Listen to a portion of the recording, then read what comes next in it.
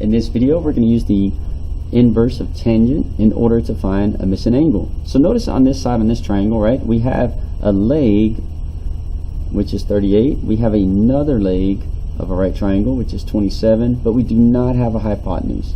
So in this situation, we can't use sine and we can't use cosine because we don't know the length of this hypotenuse, and we need to know that to use sine or cosine. So in that case, we are going to resort to using what we call tangent. So we're going to go ahead and use tangent, and just as a refresher, I'm going to write right here, tangent theta.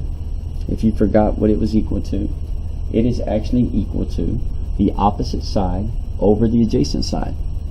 So I'm going to go ahead and write that. I'm going to write opposite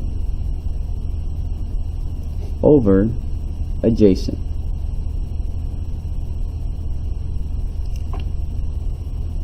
Now looking at this, I'm going to label my triangle real quick, and what I notice is I have this angle right here. I like to call this angle A, and it has, typically if it was sine, it would have a relationship with this side of the triangle A, which is opposite, and we have B over here, and then we have B side of the triangle, and then we have angle C, our 90-degree angle, and opposite it we have our C side of the triangle. Now since when we're using tangent of an angle, right, we're going to be looking at the opposite side over the adjacent. So it's a special situation where we got two legs of a triangle, and we're trying to find one of the angles, right, either angle B or angle A. Now when that happens, when we say opposite over adjacent, I'm going to just highlight these. When I say opposite, I'm going to use pink for it. So let's say that we're trying to find it for B, because in this case we're looking for angle B. So I'm going to go ahead, I'm going to highlight angle B. And if I want to find the opposite side to B, it's going to be this side right over here. So I'll use the value for B in that ratio. And then if I want to find the adjacent side to angle B, I would go over here, but adjacent, I'm going to use yellow, and I would use this side right here because that's adjacent to angle B. It runs alongside it and it touches it. And so we're going to use that ideal in order to solve this problem. So I'm going to go ahead, I'm going to highlight this angle. This is angle X. We don't know what its value is, but we want to find it. And so when I write this out, I'm going to start out by writing tangent X, because we're trying to find that X right there, is going to be equal to my opposite side.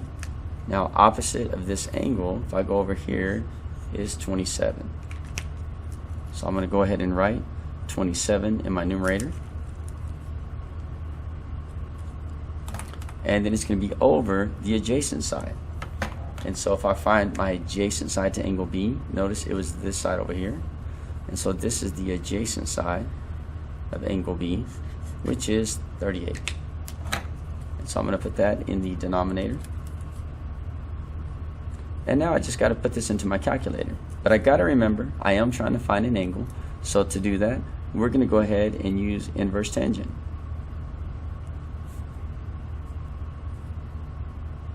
So let me go ahead and put that into my calculator right quick.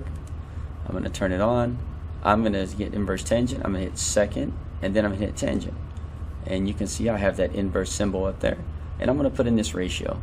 So we have 27 over 38.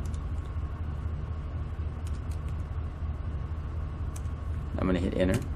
And it tells me that that angle is going to be 35.394. Now, and just in case I forgot to mention it in this video, notice that my calculator is in degree. You do need to make sure your calculator is in degree in order for you to get the measure of the angle. And if it wasn't, you hit the mode button and you have your options, and you can go down here and change it to degree and hit enter. But mine is in degree. I just wanted to mention that before we're done. Now I'm going to round this, go ahead and round this to the tens place. And so I'm going to underline my tens place. I'm going to circle my hundreds. And so my final answer on this would be X, angle X is equal to 35.4, because that 9, right, 5 or more, raise the score, 4 or less, let it rest. And so since 9 is in the category of 5 or more, we have to change this 3 to a 4. So this angle is 35.4 degrees. And that's all there is to it.